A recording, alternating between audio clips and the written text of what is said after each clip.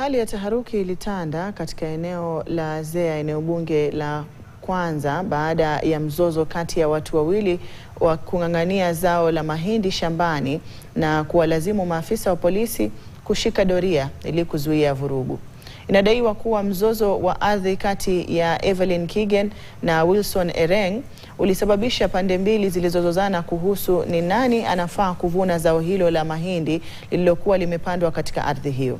Kulingana na Naomi Lokuleu, mmoja wa waathiriwa, ni kuwa mahakama mjini Kitale iliagiza pande zote mbili kuvuna mahindi hayo yaliyopandwa mwanzoni mwa mwaka huu.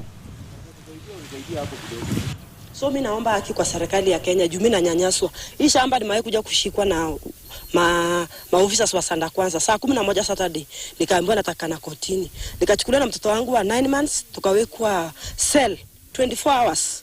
Nilikuwa na cash bill. Mpaka lawyer wangu alikuja akakaa kwa cell akiomba litolewe juu niko na mtoto. Walikataa.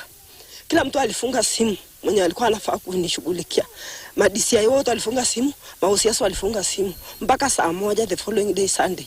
Nimetoka Chabarusi kuja hapa Kabomboi kubeba mahindi. Nikapata kuna msisano. So mimi naongojea. Wakiniambia nibebe ni sawa, wakiniambia usibebe hivyo ndio vile nawacha. Asubuhi nimetangulia hapa, mimi nimekuwa trakta ya kwanza. Kidogo nikakuja nikasikia kuna maneno sasa kidogo trakta ya mwenzangu, dereva mwenzangu ikakuja. Kumbe ni ya mwenye shamba. Sasa wakati mimi nimeona hii maneno inaenda ikilumbana, unajua mimi ni innocent, niko katikati na asua mimi ni maharibiwa siku, kwa sababu siku nimeshinda hapa siku mzima, siku imeisha. Part of my client's land will shift, and also part of the other land belonging to the counterpart to my client will also shift. Sasa itabidi waweze kuchukua measurement from one end to the other to get where the problem is.